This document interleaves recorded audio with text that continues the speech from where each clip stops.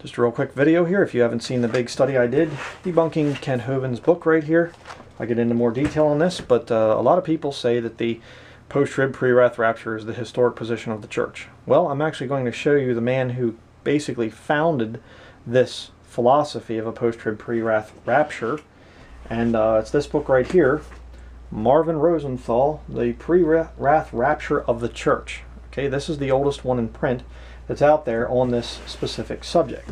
I'm going to show you that he's actually honest about the timing of this philosophy. Let's look at this. And I showed this in my other study and got into a little bit more detail. I'm not going to get into much here. But here he says, this is page 265. 265 right there. Chapter 19, The Pre-Wrath Rapture, Why This View Now? It's a new view, in other words. Perhaps at this point an important question must be answered. If the thesis of this book is correct, if the church is to be raptured pre-wrath at the opening of the seventh seal, and therefore sometime within the second half of the 70th week of Daniel, why has this position never been enunciated before? Why only after more than 1900 years into the church age does this view appear on the scene? Is it simply a new and fanciful position set forth by an extremist? This is a legitimate issue deserving a satisfactory response. Okay, he just admitted to you it's brand new. Okay, over here, this is page 293. He says, within 2 years, many men will be teaching the pre-wrath rapture. Within 5 years, it will be a recognized position. And if God pleases, within 15 years, it will become a major position of the believing church, if God gives that many years. You say, when was this book written?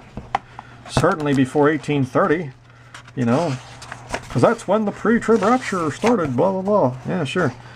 No, it's actually 1990 is when this book was written.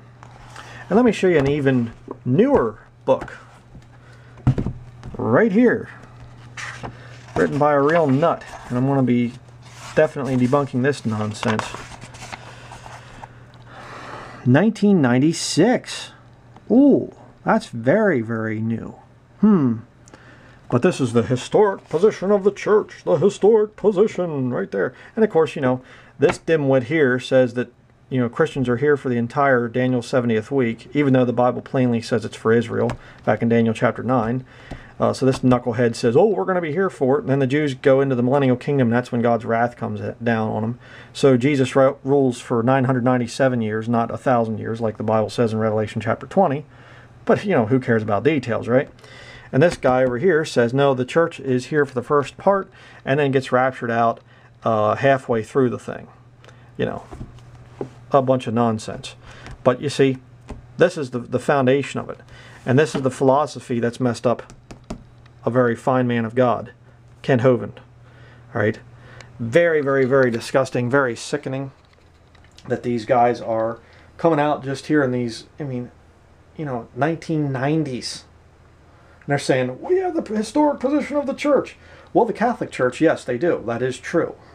The Catholic Church teaches that the church is going to go through a time of ultimate trial, the ultimate trial of the church and the purification of Christ's church. That's where it comes from. It doesn't come from the King James Bible.